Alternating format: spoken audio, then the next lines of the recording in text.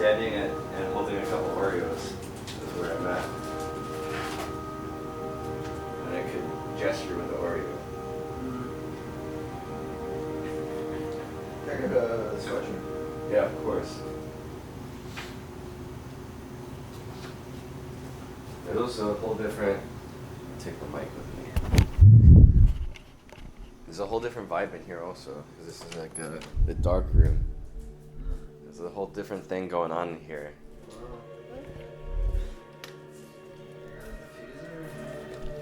Yeah. Big into your ambiance.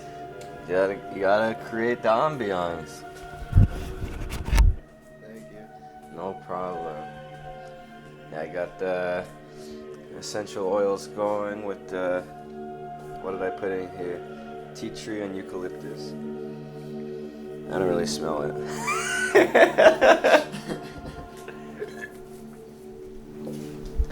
Yeah, I got coal in here. Let me raise it a little bit.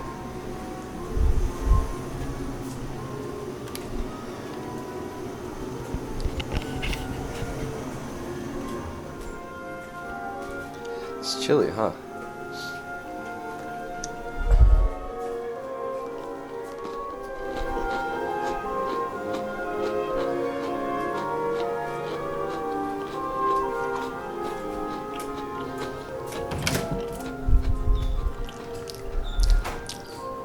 What's happening outside? Bunch of ducks. Bunch of yins. A nice pond. Yeah.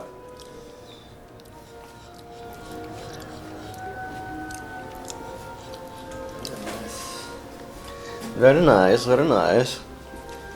Great success. Great success.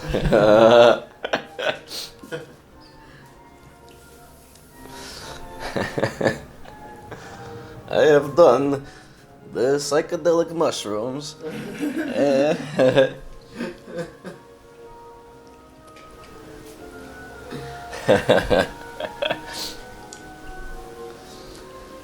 Yes, the ducks always like they line up. You see all the geese down there? Mm-hmm. They take turns. The different birds come in and they all know what to do. These birds. Who told Program. them? Yeah. Amazing. That's true. Are these two different types of nicotine? I just two flavors. Was it? Someone gave me this one. His friend made it, so I just. He got two made flavors it? What do you mean now. he made it? It's his friend's company. Oh, I see. Okay. So he was giving it out to like advertise for it. But they're both nicotine, or this one's? Yeah. Oh, interesting.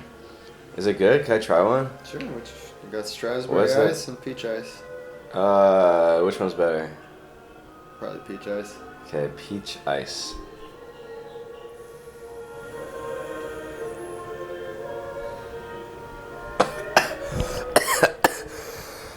Yeah, I gave it too much of an inhale at the end. But I knew exactly where I went wrong on that one. But it's great. I've got a couple hookahs here. I haven't smoked in a long time, but I enjoy smoking. It's just bad for you, but I enjoy it. I don't want to deal with fire and setting it up right now. I'm too high. I'll do it. Oh yeah, well, you're welcome to. Hell yeah. Okay. Let's see if we have everything in here.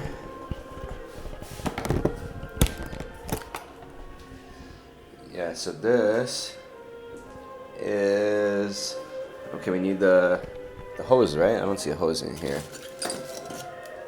And we also need the actual tobacco. Oh, maybe it's in here? No, this one's too... I haven't really... No, this is going to be a different set. Maybe it's in here? I know where it is. I know where it is.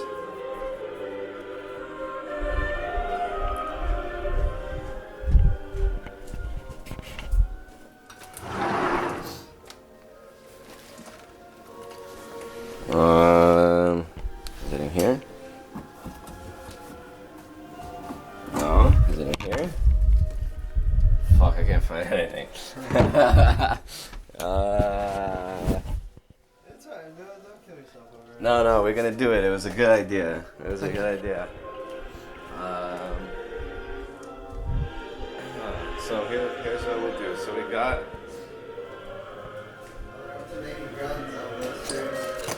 got the hookah. That's not even it. I have a different one. Hold on. Is this the one I use? Maybe it's in. Let me check. There's this one. Where did you say the tissues are? Oh, they're behind the TV on the other side. Yeah, this one I haven't used. Right here. Yeah. Oh, you got it. Where would I have a hookah? Because if I were a hookah, because like, here's like the incense stuff, so this is like nearby. I feel like I had it like around here, put on here.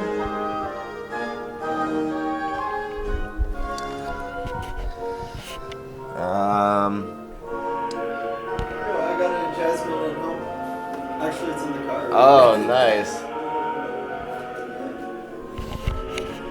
Yeah, I'm very much like not tripping. I mean, I guess it was brief. I'm still very high, but I'm gonna do a different strain next time.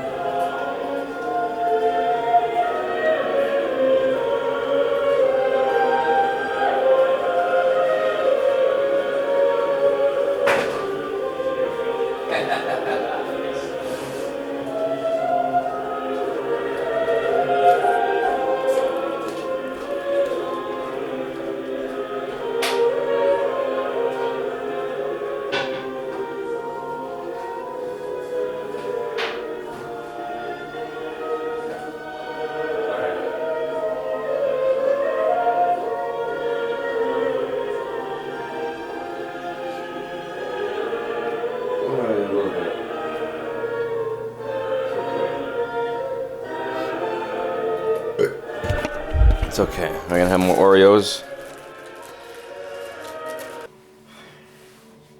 I've got the things. Yeah, if you want to figure this out, I'm down. I've got all the stuff is here. All the stuff is here. Is there anything that like holds it together? What happened? You stuck yourself? Something was sharp here. Oh, there's like needles. Okay. That's a weird place for it. Oh my god! You must have fallen from here. Yeah, this goes here, like this. Right?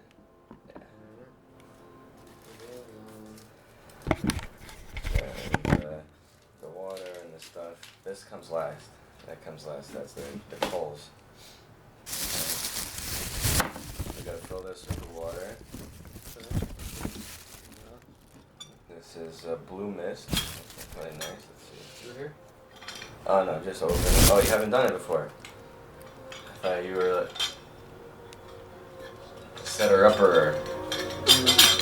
Okay, fill it like to Like more like maybe to here.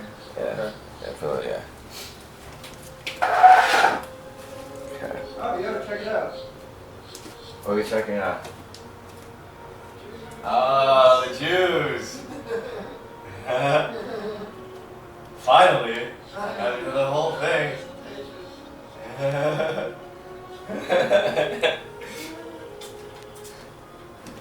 Alright, the Jews made an appearance. The Jews made an appearance. Okay, so this is what I can get rid of this here, move down.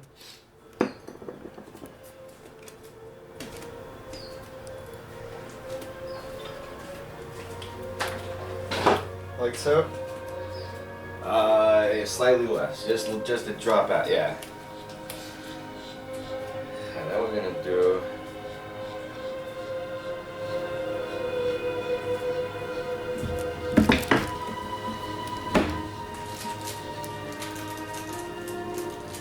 yeah, there's plenty. I take from the got the tree set up, whatever. I kinda need another Oreo. You caught me in a thought. You caught me in a thought. I got you. Ooh. Thank you, sir. That's so good. Alright. I love it, that's like your thing, is Oreos on shrooms. I don't know why. Okay. I got these pre-punch aluminum foils, so I'm gonna figure that out. Okay, we gotta put the thing in the thing. This is the worst part, because then everything gets dirty.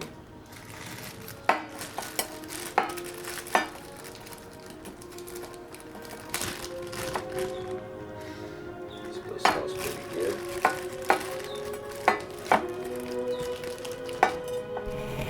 Wow.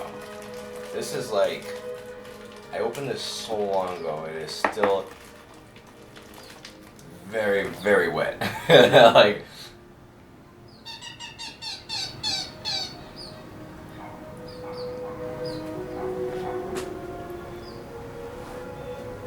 Blue mist.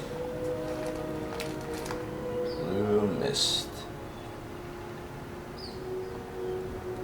Okay. Just, alright.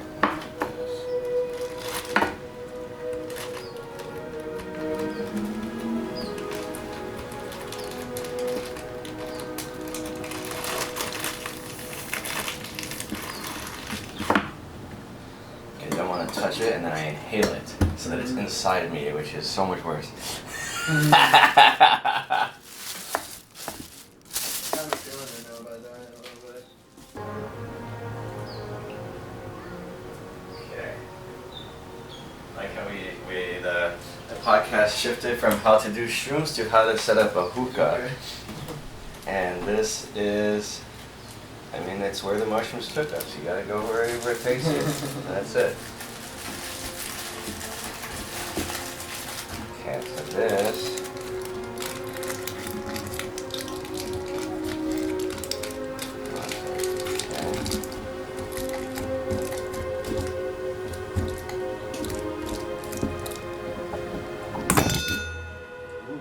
Whoops.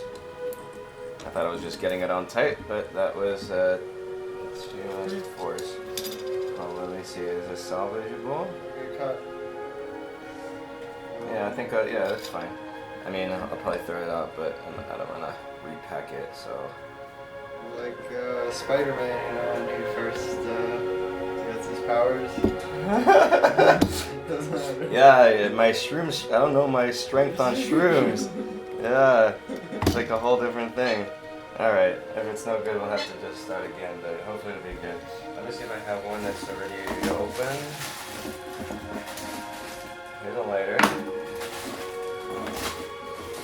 We need a here, tongs. And I'll just use this. I don't think you need to open. Alright.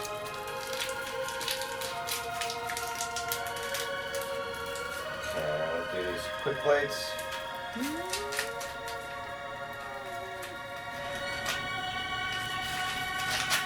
Okay.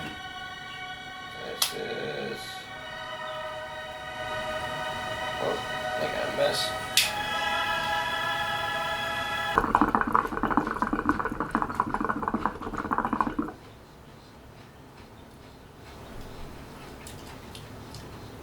It's the broken bowl.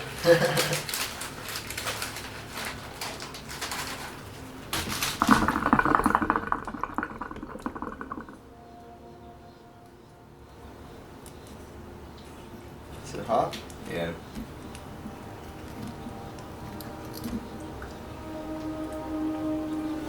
I really like this bowl. Can we pack a different Sorry, bowl? bro. Let me try a different one.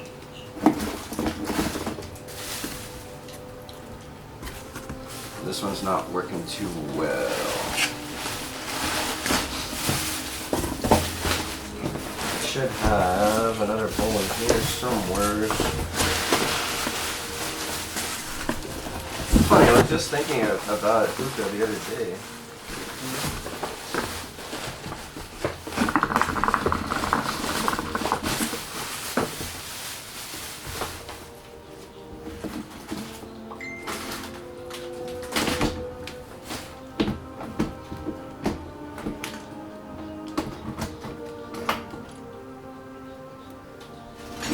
I think this one's gonna fit.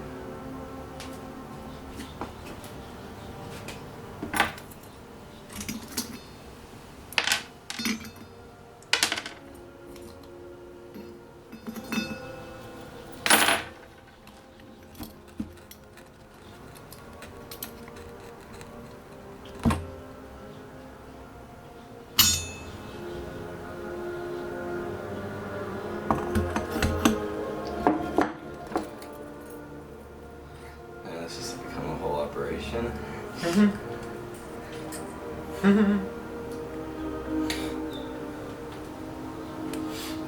Yeah, I was at someone's house on like Thursday night, Uh-huh. and we were both tired, Too and big. we were Yeah. trying to get open a wine bottle with the bottle bartender got. Uh-huh. It was the craziest operation, dude, because his corkscrew was just not working. Oh, I have wine also if you want it. Oh, cool. Thanks. So He you're ended trying to he get ended the... up like hammering the cork into the bottle. Oh, I've been there. And then he poured it out, and then there was cork, like bits of cork all throughout the wine. So he took the glass, covered it in like a paper towel, and like turned it upside down and drained it into another cup. Oh my god. You got it in the end. Yeah, Things we have to do. yeah. There's a will, there's a way. This is what mushrooms is about. It's creating challenges for yourself. You just smoke your out.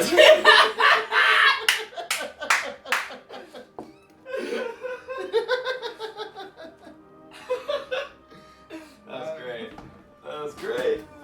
Habits, man. Where the freaking I have extra bowls somewhere. And there are none of the things.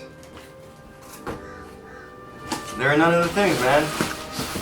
Where could it be? So many boxes. Is it in one of the boxes? Could be. Could be in one of these. Actually, open that. Let's see. Oh, what do we got? What do we got? Hey. This is a very basic bowl.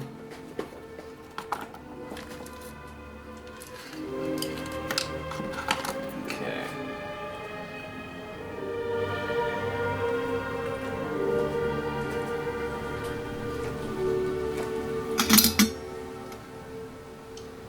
So much going on right here.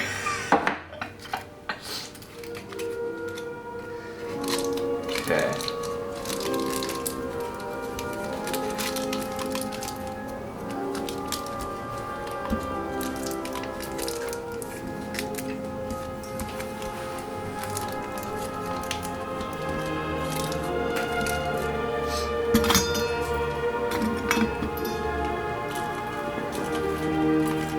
A lot of the music is making me think of Hans Zimmer. prefer. The Lion King specifically. Ah. The Lion King. Like which, I think of Elton John when I think of The Lion King. Well, he did the songs, but the score was. Ah.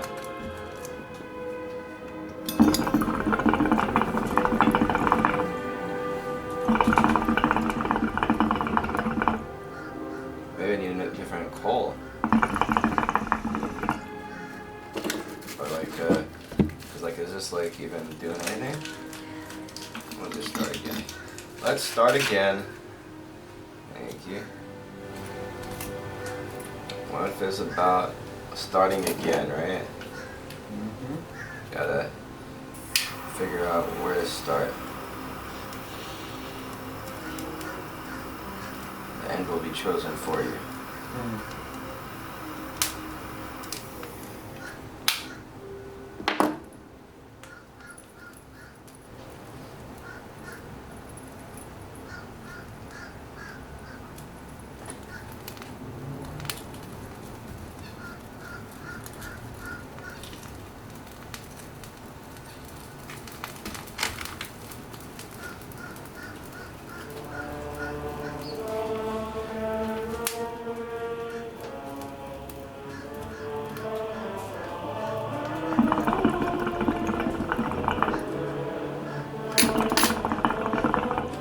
Alright.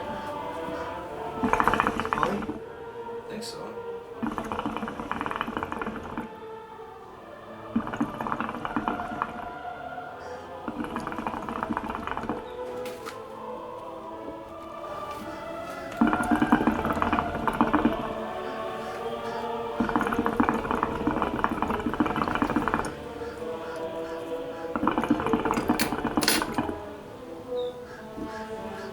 Nice. Right? Nice. We did it. Great success. I can't believe I did that on mushrooms.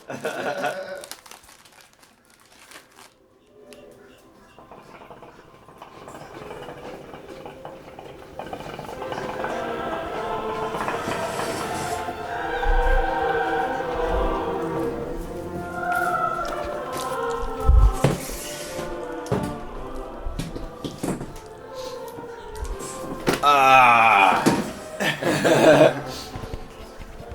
All right. So what's on your mind?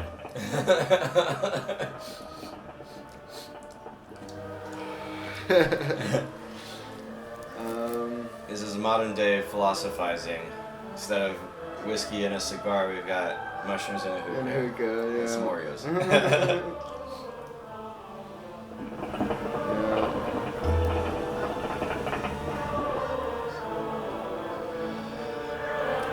What's the point of it all? What's the point of it all?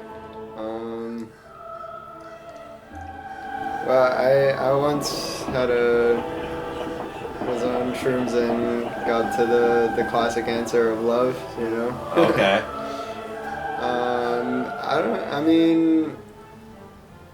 I think ultimately you gotta create your own purpose, you know? Like, Yeah.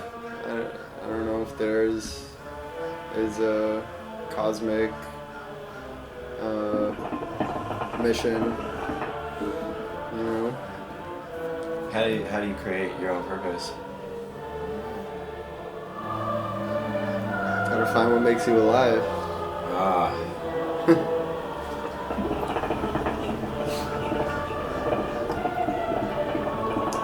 So what makes you alive? Did you find a purpose? I'm still searching for the most part. But definitely really appreciate music that I'd say is a step in that direction. Yeah, for sure.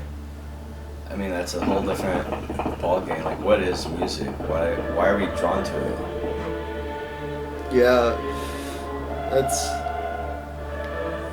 that's why I think it's like a spiritual thing, is because there isn't really like an evolutionary benefit, you know, to it. Right. They have a theory that like it was used as as like a group project for tribes, like it was like pre-language. Possibly, but it's just an experiment of cooperation and but that's just a theory, and I think it's one of those things that we could just appreciate in life, that it's there for what it is. Like right. Like, do you think it exists separately from like the human like does music exist on its own as like is music itself like a living, or not living, but is it like a separate thing, or is it connected to humans who like made it or are listening to it, or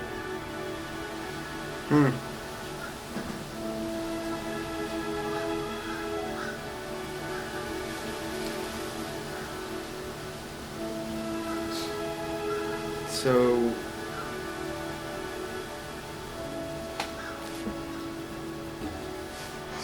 yeah, I mean, I think it's ultimately man-made, but like that shouldn't take away from like the magic of it. I didn't even think about like man-made, because there's like I think there's like there's a truth that is expressed or found through art that is man-made though. It's very interesting. Because like a lot of times if you look in nature or whatever to find truth, but then if you're looking to art or music, do you think the artist is the one possessing the truth, or are they the best at channeling the question? What's the damn where so if you hear like a really beautiful, inspiring piece of music and you're like, this is like, there's something truthful about it, like in the Jordan Peterson sense of the word truth, like you ever hear him and Sam Harris go yeah, but that I think was wonderful. But I kind of resonate with Jordan Peterson's version of like, there are things that are deep truth, that are, it doesn't really matter what's factual or not, but there's like there's some kind of like truth in the universe that you can find through art, and you could kind of like come upon it and be like, oh, they're expressing this like truth of the universe. And it's like, I guess as the observer, it creates like resonance or awe, or just like, there's a feeling you get when you hear music that is more than just like, because music can be used in a lot of ways, but there's also like, there's like truth to it. I don't know if I'm saying it right.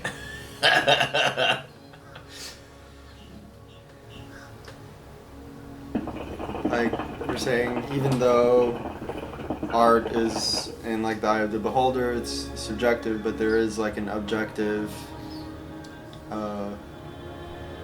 substance to the music. Like it could express things at a deep level, that is like, we're limited when we talk in our language, we're limited by our vocabulary, we're limited by the dictionary, we're limited by words that exist. So when we express ourselves, we're limited to what is actually contained within the language that we're using. But if you go into music or drawing, you can actually, now you have limitless expression. Right. It's the universal language, they call it. Yeah. And then you can like express things through the art that is not expressible through pure language. Definitely. And that can kind of like resonate with you at a deeper level, because you don't have to process it through your brain. breaking down all the words and then trying to understand what do the words mean. There's something that like strikes you at your core. Sure. I think that's what I'm trying to get at with like truth, you know, like. Right. Yeah, I got you. Thank you. What makes you come alive? I don't know. I'm still trying to figure it out. No, I definitely love music also. And I guess I just love thinking about these things. And I like laughing a lot. I noticed that.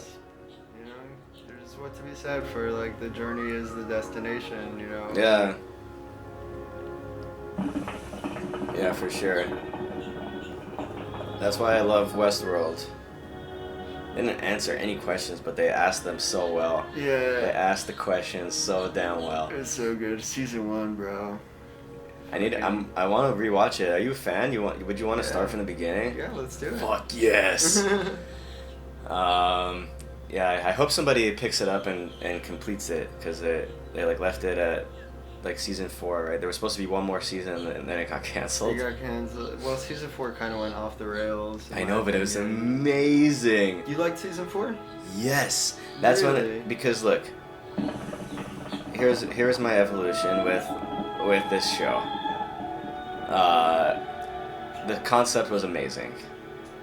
Season 1 I loved, for sure. Towards the beginning, as it went on, it got a little confusing. Didn't love the twist at the end. I was like, it was a little bit of a cheap twist. This is my naive thinking. Season 2 I hated. I yelled at the screen every episode. I'm like, you're trying to make me feel stupid. You're like, none of this makes any sense. It was like confusing on purpose. I gave up on the show after season 2. But then, I needed something to watch during COVID, so I found season 3 with no expectations, and still, like, I mean, the acting's amazing, the cinematography's amazing, like, everything's good about it. I'm like, whatever, they're gonna try to confuse me, I'm just not gonna fall for it. Mm-hmm. But also, right before then is when I did mushrooms for the first time.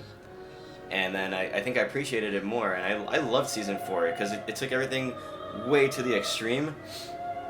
And that's when I realized that this is the most genius show ever written, and I need to start again from the beginning, because I think I didn't appreciate it before I ever did mushrooms, and now I do. And I think that, like, the reason season 2 is confusing is because it has to be confusing. It's about time. It's about, like, they did it so well that I wanna watch it again. So season 4 you didn't like? I didn't like season 4 because you thought they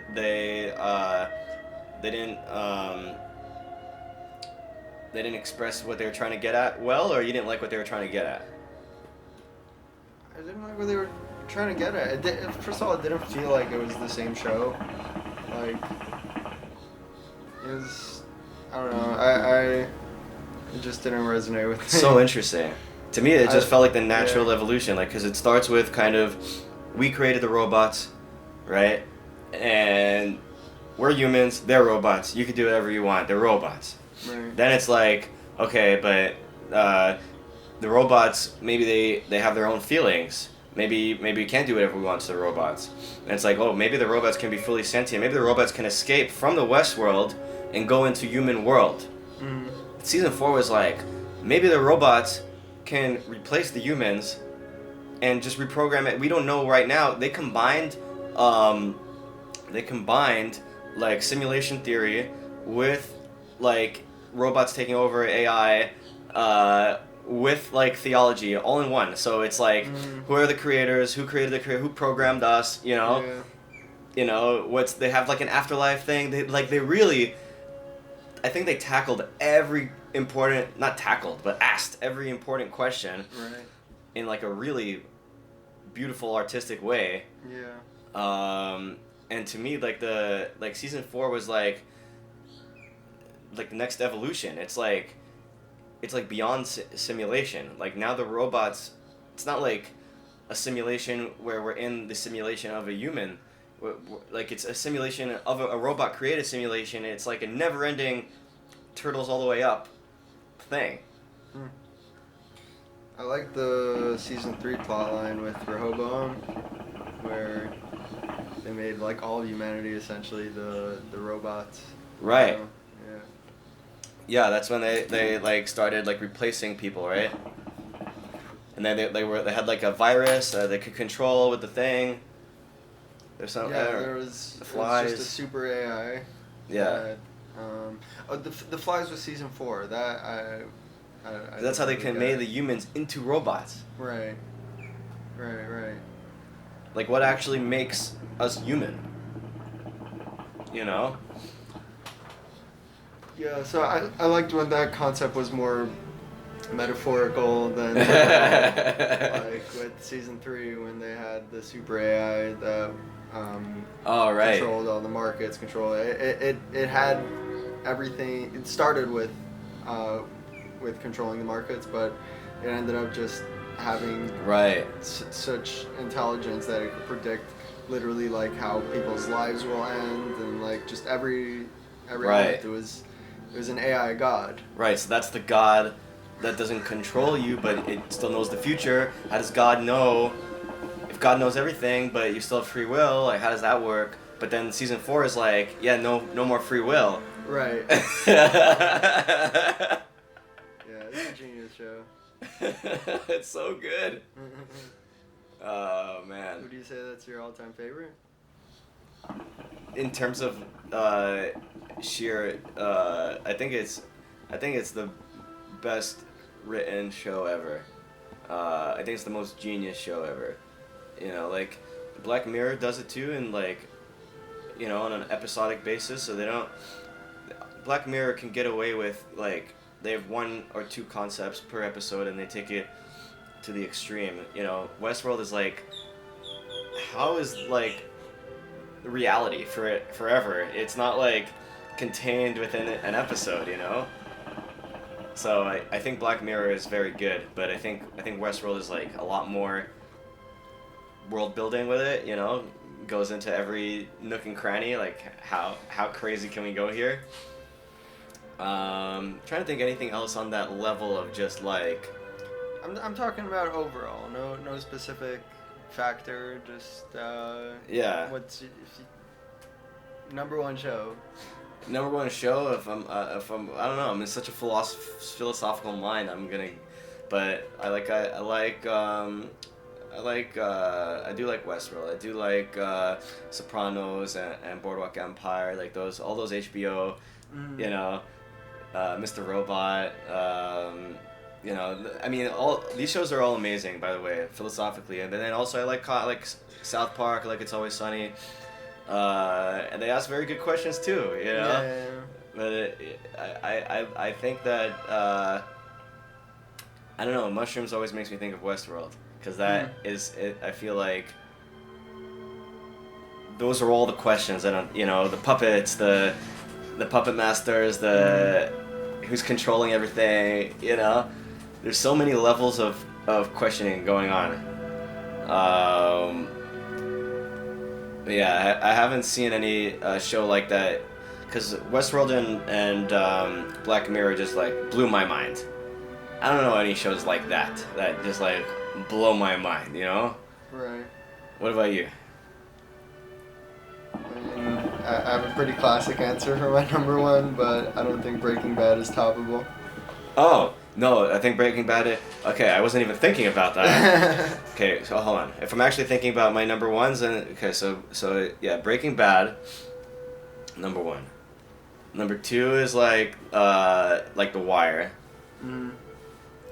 Game of Thrones was up there, but it lost its way, but Didn't stick the landing. didn't stick the landing, but it's there. It's there. Better Call Saul was great. Yeah. These are good shows. Oh yeah. Dude, Breaking Bad's amazing. So good. Did you see Better Call Saul? Yeah, it was so good.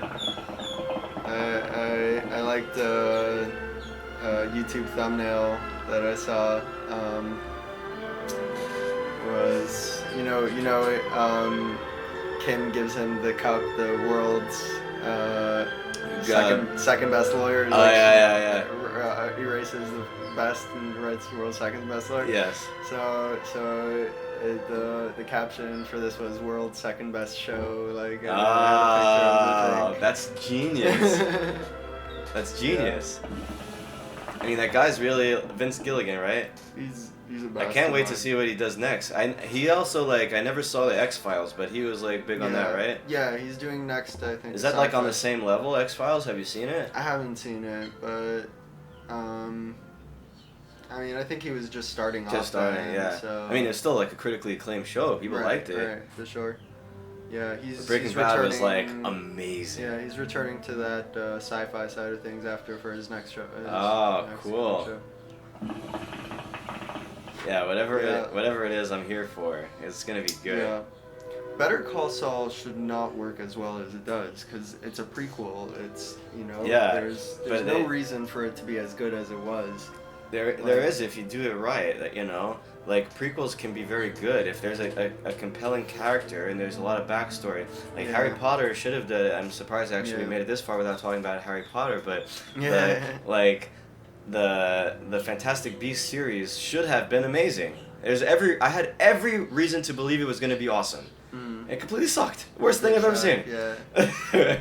Because the character of Dumbledore is on its own just amazing. Like, what's his origin story? And Grindelwald, and like, there's so much there. And then they went off with this stupid beast. Who cares about these fucking beasts? This is bullshit. They can get away. Come on, the shenanigans. Yeah. And then they got rid of all the magic. Nobody knows. Dumbledore's dressed as a fucking muggle. Come on. So I was very upset with how they did it, but I had every right to believe it was going to be great, and that's why I expected Better Call Saul to be great, because he was one of the best side characters. They could also do it on mic, but they kind of did both, He wasn't even that amazing of a character. I mean, he was great, like, comedic relief, whatever you want to call it, in Breaking Bad, but, like, you didn't think he was going to be that deep, right? Yeah, and it was crazy how they reframed his entire, like, I mean, it's funny, it has a name attached to it,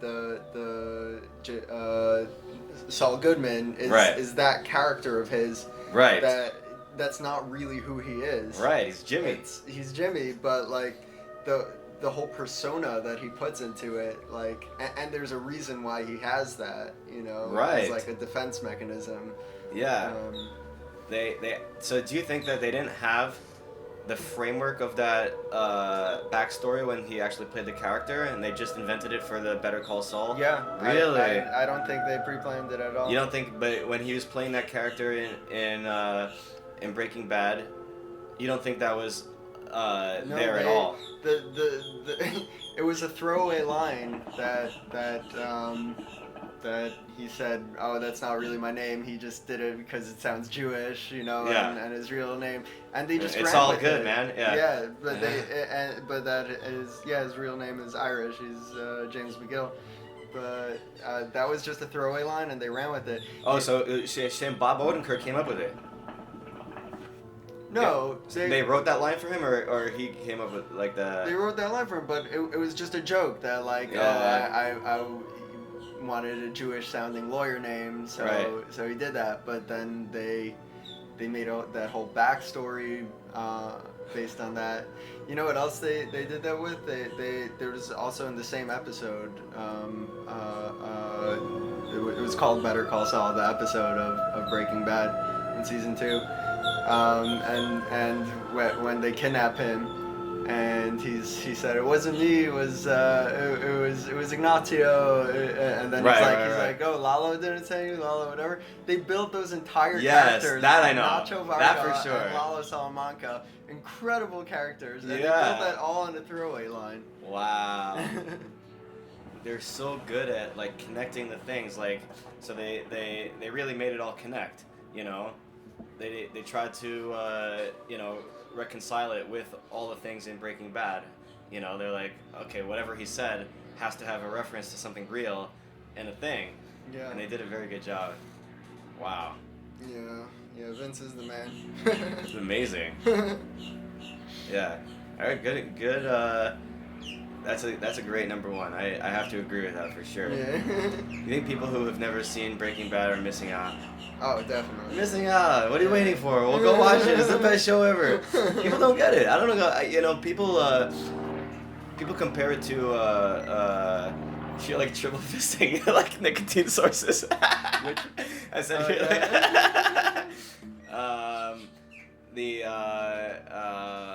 people compare it to what's that Jason Bateman one? Ozark. Ozark. Yeah. It's not even close. It's not.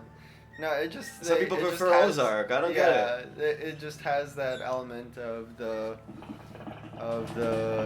suburban dad who's has a whole guts mixed up in like the whole thing. Yeah.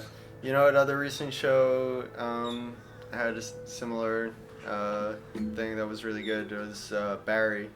What's Barry? It's Bill Hader made this show about a hitman. Oh, okay. That he falls in love with like acting and. Wow. I never heard about this. Yeah. So it has a similar vibe.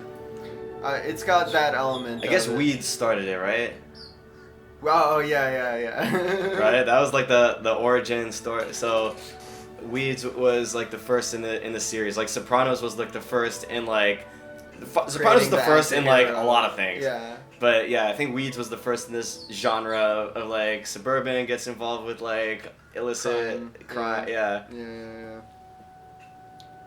Yeah, they're making a sequel movie to Weeds. Really? Yeah. But I think like so Weeds is Kurji. Joji Kurjan. Yeah, the Orange is the New Black. So I didn't like Orange is the New Black. Genji Kohan. Yeah. I didn't like Orange is the New Black. It felt it felt like the weird parts of Weeds. Like Weeds like had some weird parts. Like when she when she went to jail, it kind of got weird a little bit. It got very lesbian. Right. And then I think the whole Orange is the New Black is just very lesbian. Right. So you're just projecting. I don't know. It's like it like it's a weird plot. I don't know. I mean, I liked Weeds throughout, but I think at some point it got kind of weird, and Orange is the New Black starts at weird. It never redeemed itself for me. I didn't make it too far. Yeah, most shows decline as the seasons go on. That's just. But I thought like Breaking Bad was like perfect. Like they ended it perfect. Yeah.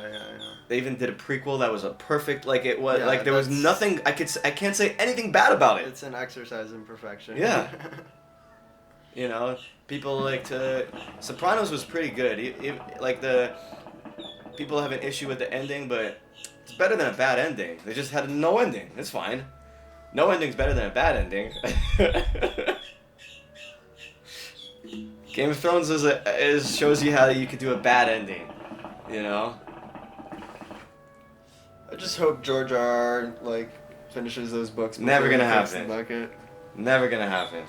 I wanna. Have you read King Killer Chronicles with what's his name? Yeah, Patrick Rothfuss. Yeah. So that guy needs to put out a fucking book already. Yeah. But he had like a mental breakdown. Did he really? Or something? Yeah. When? I don't remember, but that's what they say. Yeah, he needs to complete it. It's crazy because he's like building up this idea of perfection. Right. But the longer he delays it, the more he's putting pressure on himself. You know, right. Because like he could just put out whatever it is, and then he can fix it in the next one. Like if he wants to achieve perfection, it's never gonna happen. Yeah. I heard on this podcast I was listening to, this guy has a theory that George R. Martin completed his books already, and he has all the money in the world. He does it, you know. He sees what would happen with the show creators when they got their feedback. He doesn't need that kind of shit in his old age. So he's just waiting till he dies, and it's all gonna be released. That's bullshit for so many reasons. First of all, he's a troll, and he enjoys getting negative feedback. Yeah. So there's no way that's the case, because first of all, what if I'm sure like the show took direction from him, what it was supposed to do. If he actually puts anything out, it's not gonna be anything like that, because he's not going to cater to anybody's expectations. Right. You know, you think you have a main character? Off with his head. You think you like people? Red wedding. Like, you know, there's no, like, he doesn't give a shit what your expectations are.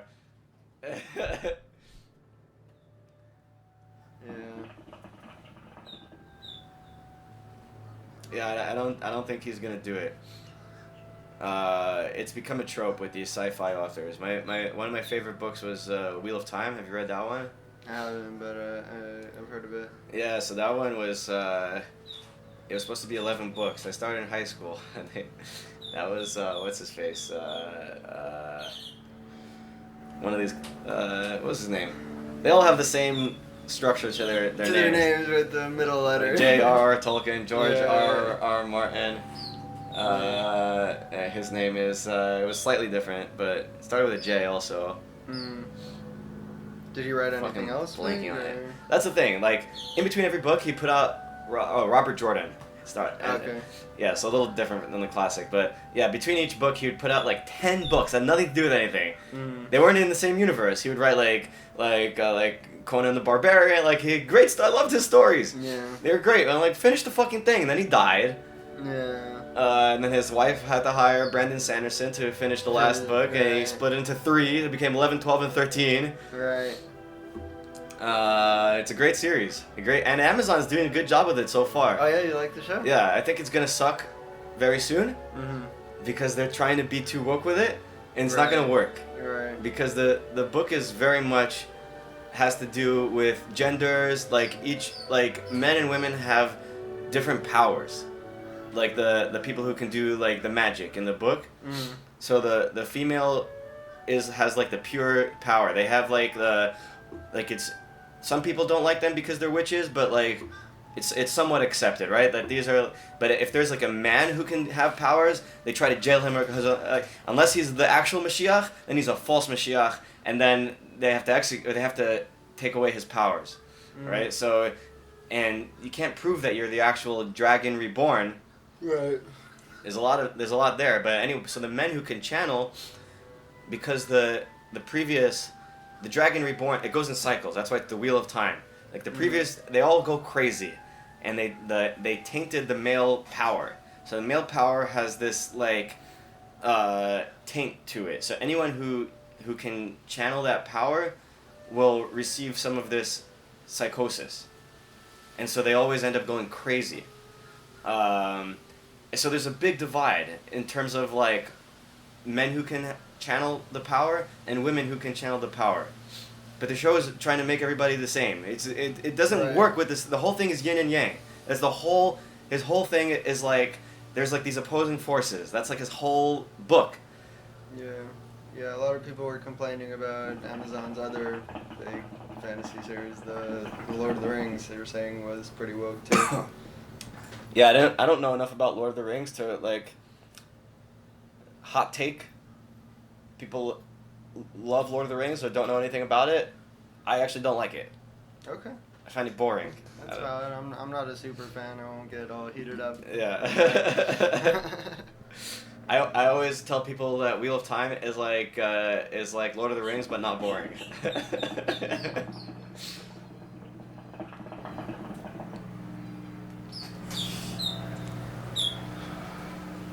But yeah, it's he builds a great world, and so far Amazon's doing a good job with it. Like the casting was pretty good. There's some things like I mentioned about the male and female power that like they tried to say that like any of them could be the dragon reborn. It's not true. Only a man can be dragon reborn within the story. So I don't know what they're trying to do with it. It's obviously Rand. They're making it very obvious, but in the book it's obvious anyway. The other thing is like Rand is supposed to look different, but everyone else should look like they're from the same place, you know. But it's very multiracial. It doesn't make sense. Like there's a whole universe, like the people from this place. So for the most part they're doing well, but I can tell like within the next season or two it's gonna start being bad. Because the story doesn't make sense at some point. Right. But yeah, I mean it's like the cinematography is incredible. Yeah. Yeah. Yeah, so that's a good new show. I think I probably like it more than, if you haven't read the books, I don't know if it holds up. Mhm. You know? I don't know how these things, like watching Harry Potter without having read the books, I don't know what that experience is. You know? Yeah, honestly, I'm not such a fan of the movies. Like, you know, I mean, to be fair, there was like, they try to, it's like a synopsis essentially of the books. Yeah, like, and sometimes they try to, you know, there's a lot of, first of all, they did a good job in terms of like the first movie. You know, the first book is like a children's book. There's not that much depth in the first book. It's enchanting. So the first movie, they get the vibe. They get the vibe right, you know. But then they kept switching directors. And then you get like the third movie. I think it's the third movie already. They're like, okay, we're not wearing uniforms anymore. Well, why? We're in freaking Hogwarts, man. I'm wearing sweatshirts around Hogwarts. What the fuck? The whole point is it's a magic school. Yeah. What's the point of dressing? I don't understand the choice to dress like a Muggle in a thing. So that, like, that aside, like, it was fine. But third movie's already where it's like they didn't care. Like, they didn't explain the Padfoot. They didn't explain anything.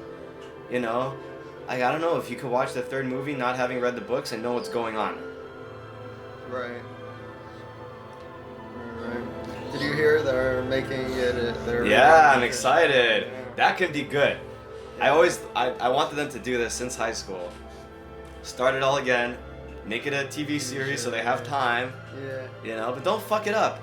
You know, and J.K. Rowling's still like on the board. That's good, and I hope she like stands for like, let's do what the book says, because like all these fantastic beasts, we're just gonna pretend we're Muggles the whole time. What's the point? Right. Right, yeah, they said it's going to be very book accurate. I mean, I feel like that's a common claim. That's good. It wouldn't bother me if they make it better than the book. Book has a lot of plot holes. I could go on and on about different plot holes that they have. It's not she's not like the best writer in terms of like, she's the best in terms of storytelling, but like her prose, she's not like Shakespeare. She's not like it. Right. So point being, she introduces a lot of things that don't make sense. A lot of loose ends, like they use the time turner once. It has so many other functions, you know. It doesn't come back. She invents it and it doesn't, you know. The two-way mirror. It's like invented, but they don't use it.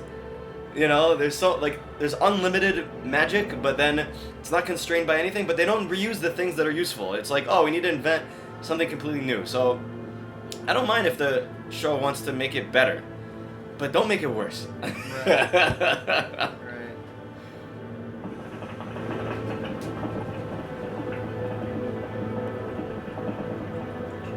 Like Game of Thrones is much better written. Like, so the show had a lot to go on. When they got their own ideas of how to make it better, when they still had like book to go back to, it was okay. Like, okay, we'll have them not meet, we'll have them meet with the different paths, whatever. It was fine. Once they ran out of book, they didn't know what to do. Yeah.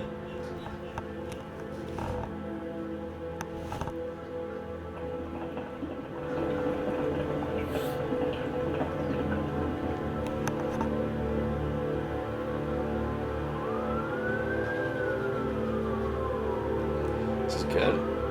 It's actually like, sometimes like it like it's harsh or whatever, but this is like, I don't know, pretty impressive. We did this high and it came out pretty good. It's very impressive. Yeah, and in the beginning, like there wasn't like much smoke coming out. That's because the bowl was broken, but then I got. No, even when you fixed it though. Yeah, because it takes some time to like catch and yeah, it's pretty good. I'm gonna get you want water? Thanks. Actually, can I make a coffee? Yeah. I'll make some coffee. Yeah. Wow, this is still happening here. I thought it was only like like under 2 hours. Maybe it like autoplays to yeah, something yeah. else, or started again. Some random Asian thing.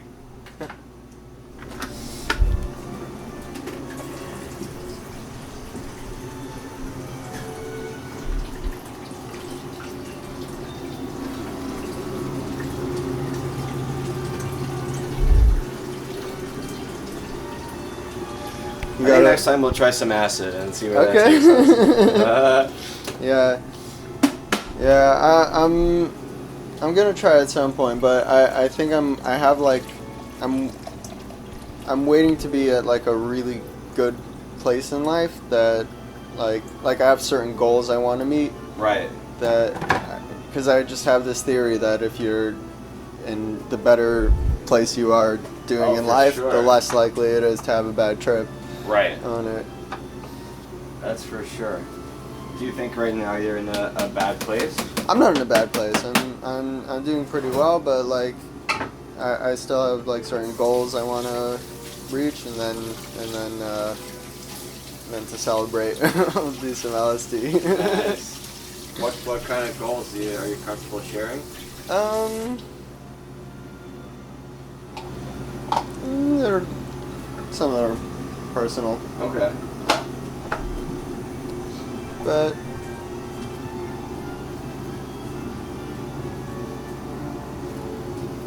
yeah.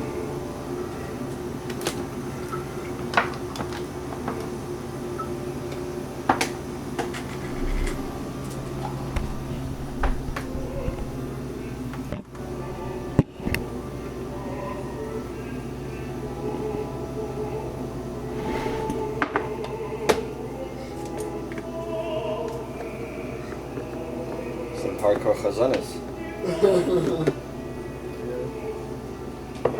So what took you out of your Heimish religiosity? So it kind of happened in 2 steps. Like Yeah. Initially, I was never really happy with the way I was brought up, but initially I said like I shouldn't throw out the baby with the bathwater just because I was born into like the wrong sect of Judaism. Right. You know, doesn't mean you should just throw it all away. So I wanted Right. to. I was aiming for more of like a modern Orthodox lifestyle, and you know I don't think it's ever been done that someone successfully went from being like yeshivish or Amish to being modern Orthodox. What do you mean it's never been done? I don't think anyone like. You mean it doesn't last, or it doesn't? No, I'm curious. I would love to meet someone who's Oh. currently modern Orthodox who grew up either Hasidish or yeshivish. I feel like there is of some, yeah. I mean, off the top of my head, I feel like everyone. The truth is, it's hard to find change. Either you're still like in the same thing you grew up with, or you're not religious. Someone who changed from one version of their religion to different is rare. So maybe I don't have that many examples, but. No, I think changes happen, but specifically for whatever reason, I don't think that transition from yeshivish or Hasidish to modern Orthodox has been done. I could be totally wrong, but you know. It's been done. You can say maybe like it doesn't last, or it's like a step, but then they end up being not religious. I don't know how long it lasts. You know, I feel like it's done. Yeah, but either way, that was my game plan, and then I had questions on like God in the first place, and so I ended up I'm pretty much agnostic now, and Yeah. Do you think when people use the word agnostic, they mean they just don't know? Because like I feel like the actual meaning is that they don't care. Like agnostic to me, like the actual etymology is like I don't care. You know, to me, like, atheist is more, for me, apt description, because, like, that just means I'm not subscribed to a particular theology, but I don't really know what the answer is, you know? Right. So that's how, so like, when you say agnostic, do you mean I don't know, or do you mean I don't care?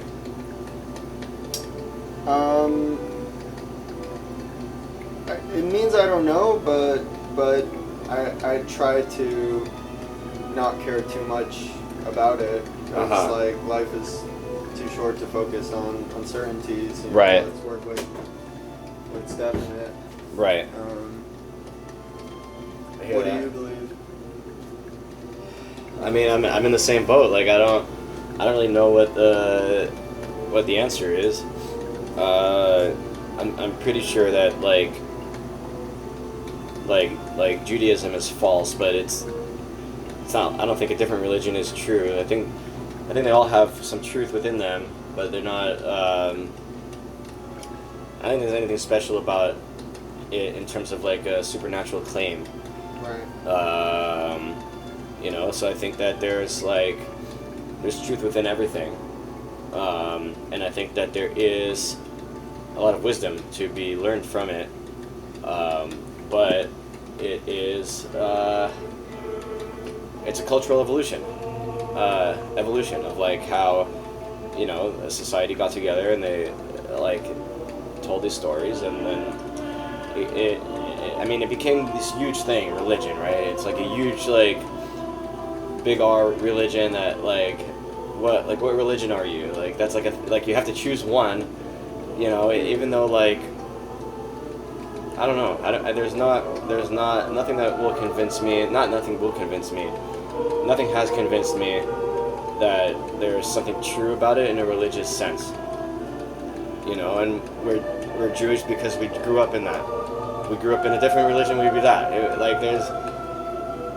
So once you like remove like the truth from it, then it's like, okay, I'm not really sure what it is. I can learn from it, plan to learn from it, but like to me it's all about, is it true or not? Because like it's definitely not. Right. Like, you know, like there's truth in it. You know what I mean? For sure. What age would you say you started to question? I've always questioned it, but I didn't fully like verbally admit that I didn't believe in it until recently. Mm-hmm. Yeah. So it definitely took a lot of time till I got to that point, but yeah, I mean, Sam Harris. Sam Harris changed my life. Definitely related like, to that. oh, he's actually saying the things that I'm thinking. You know? He's making a lot of sense, you know? So you also kind of started with Sam Harris? That he? Yeah, that was a big, wow. Big influence. I'll give you the Sam Harris cup.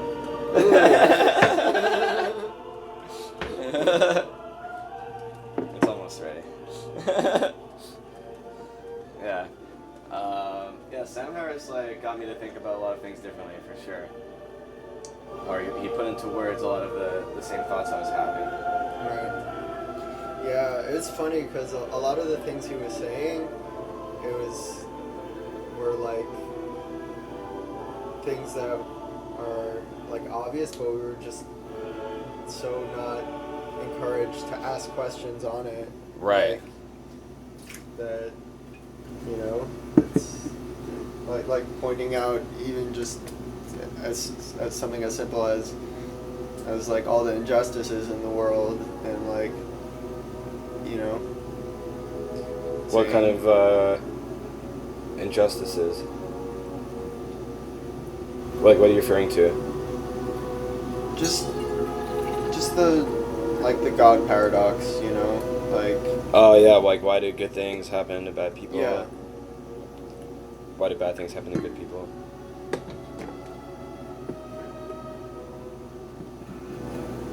Thank you. You got milk and sugar? Oh, I do not have milk. Sorry.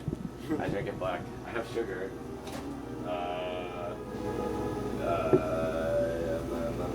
medicine. Sorry about that. Does mayo go? Oh, you know what we could do? We could do. Did you just ask me mayo good? You could put in G butter.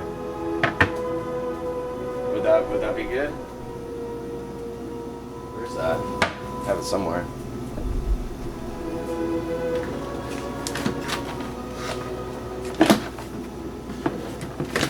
Yeah, put some of this in. That would be good. Is that like butter? Yeah. That's... Bulletproof, baby. Okay. Try it. You're gonna love it. It's a little bit acquired taste, but So wild. you're gonna love it. You need this thing. It's bubbling. Gotta blend it a little bit.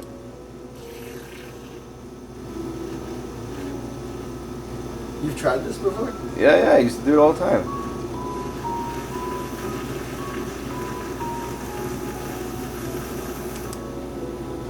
There we go, nice and creamy. I'm gonna do it too, you know what? That looks really good. That looks really good. I don't think I have sugar, that's true.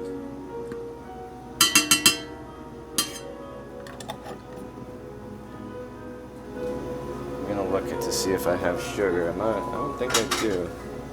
Check in here. Yeah, that one. Ah, shit. I did not, whatever. Usually if I know I'm doing this, I do it when when like before I pour in the whole cup, like I'll just blend it at the bottom, and then I'll add the rest in. I don't think we have sugar.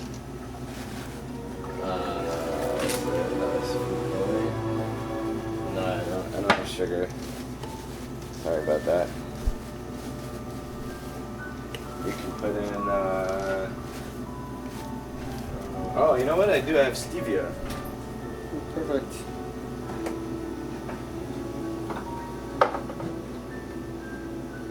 There we go.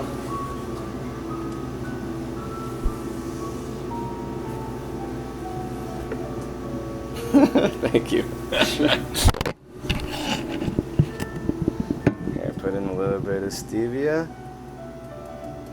And then you can see if that's too sweet or if you want more.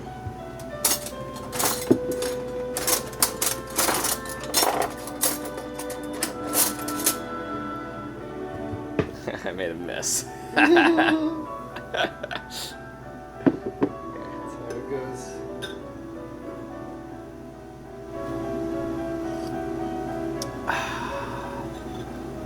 Let's try the G butter.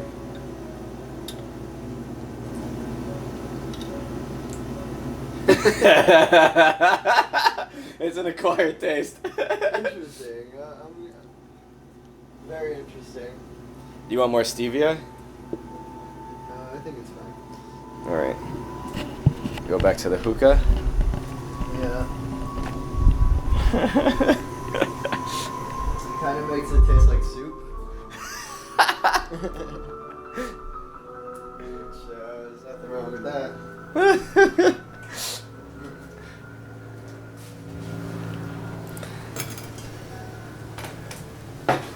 You got space there? How's your trip I there? can move stuff out of the way. It's not much of a trip, to be honest. Like, I feel high, but I didn't go to outer space, really. Right. What about you? Yeah, it's pretty mild. Pretty mild, right? I'll have to do this again. I'm gonna order different mushrooms. Yeah. Do you think like an acid trip is much different from a mushroom trip? I heard that they're like similar. It's supposed to be a lot more intense. Really? Yeah.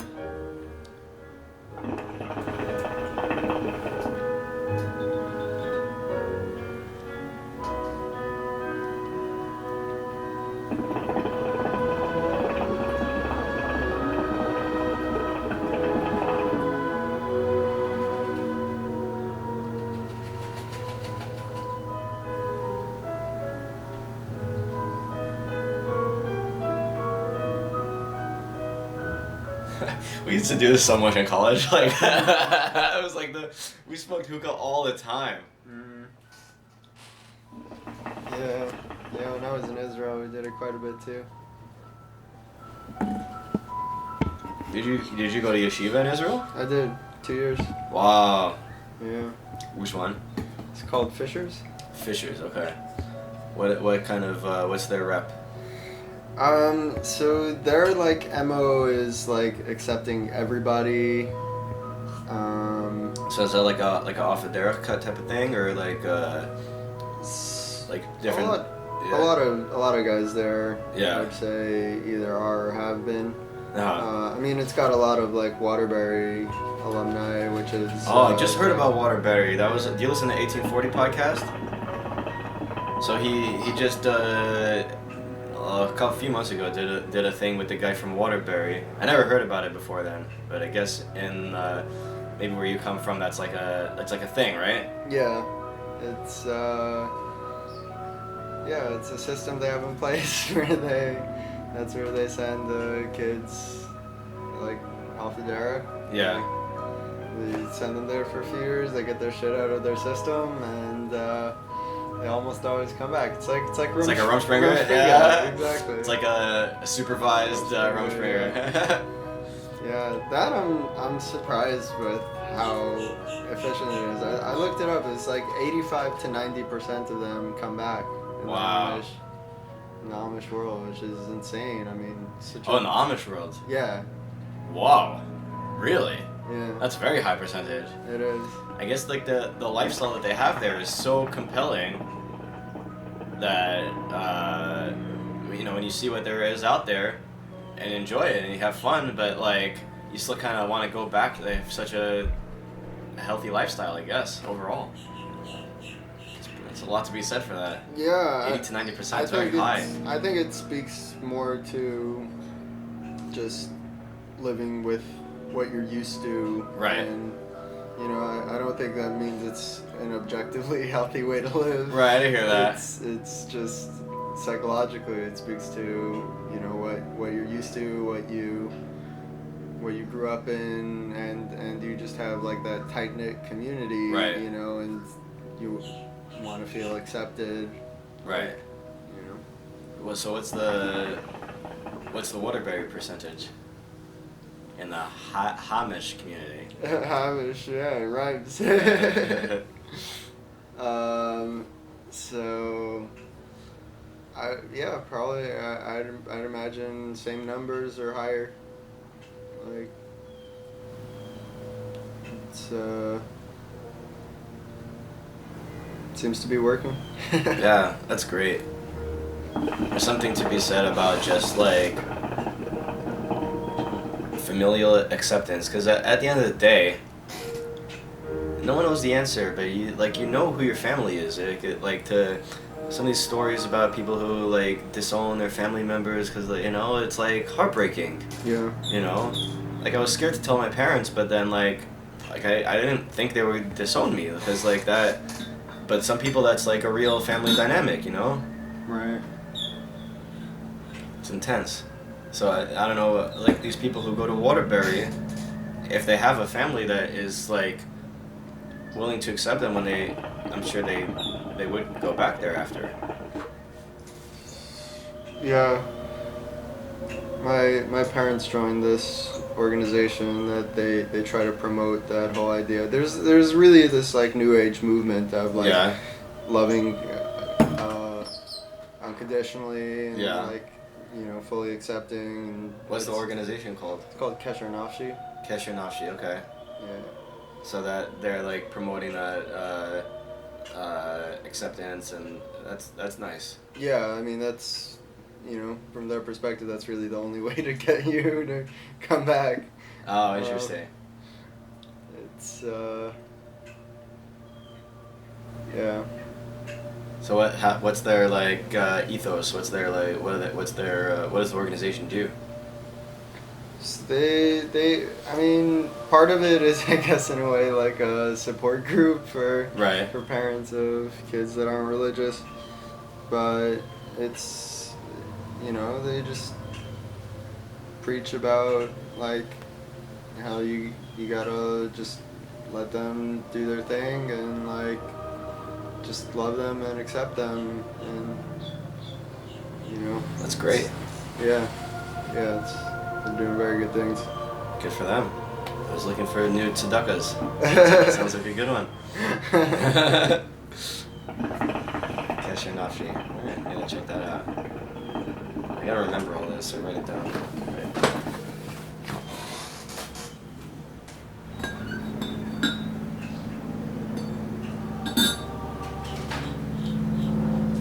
Oh, they're back at the hotel. Oh, really? Yeah. Round 2. Yeah, it must have auto started. Now it's like, oh, you're right. I mean, it might be a different movie altogether. I don't know if it's the same movie or not.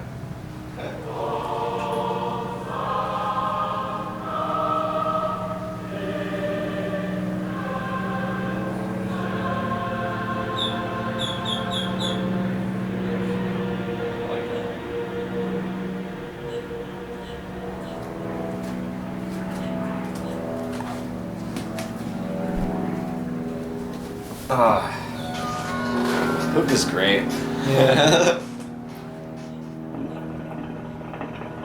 That's nice.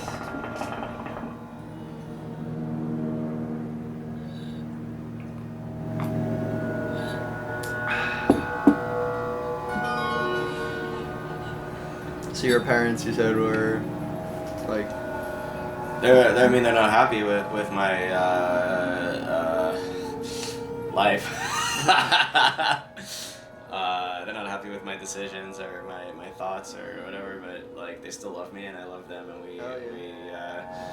I wish we were more transparent, like, because like I don't think they want to know the details. Yeah. You know? But I think that would be nice to like have like some people are like so open with their parents, you know, that sounds nice. Right. Yeah.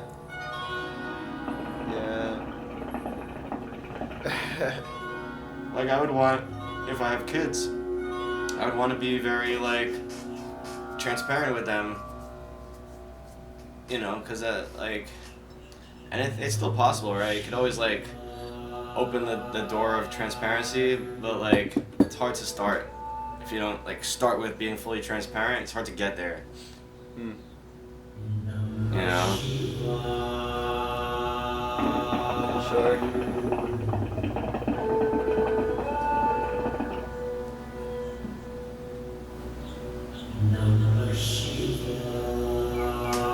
Are you very transparent with your parents, or is it more like a don't ask, don't tell type of thing, or? Definitely way more than in the past, you know? Yeah. But there are things I don't tell them. Which, you know, probably for the best. Right. You know, but there's also part of it, like, I don't think they would view me as like my beliefs as like legitimate, like no, like they just think, to them it's just like me going through a hard time, so I'm I like, think it's a phase. yeah, You know, you don't actually have a real opinion. It's kind of like a rebellion, or like interesting. yeah. Yeah. Oh well. I mean, it is what it is. Like, Yeah. I'm gonna light another coal.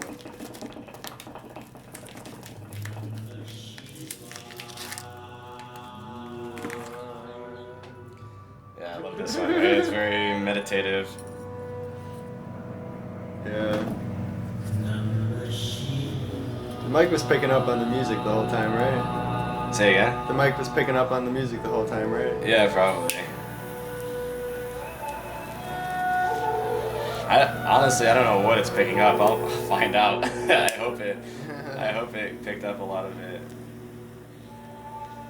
Yeah, I've never like done anything like tried to like record it, not with like the plugged in mics. Like I don't really know.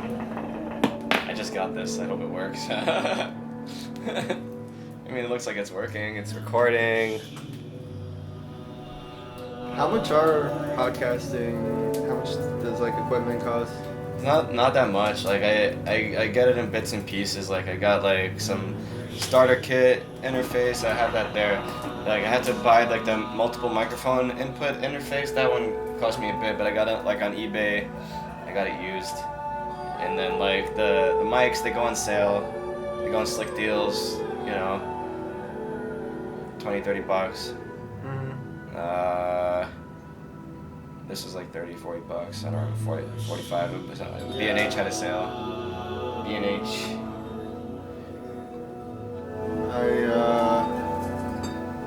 It'd be funny if because B&H's website doesn't work on Shabbos. Like it'd be funny if everything they sold didn't work on Shabbos. Yeah, I'm planning on. I think my dad is 49 now. Wow, young. Young, and I'm not the oldest in my family. Wow. Yeah, it's crazy. It's wild. We're trying to figure out what to do for my dad's 70th coming soon. Yeah, but so for his 50th birthday, I think what I want to do is buy him, because he always jokes about that him and his friend who lives in LA, like they said they could have like a talk show because like they just back and you're gonna get him some podcast. Oh, that's amazing. Equipment, yeah. That's amazing. Yeah, they have great names also for like my dad is Hashi and his friend is Lucy, so the Hashi and Lucy show. Wow, that's great. It's got a ring to it. That's great. Yeah. Yeah, that's amazing. Yeah. You got the Oreos? They're not as like I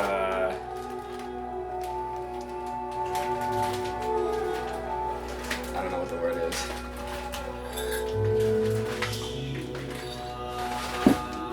They're more magical towards the beginning, the Oreos. Now it's like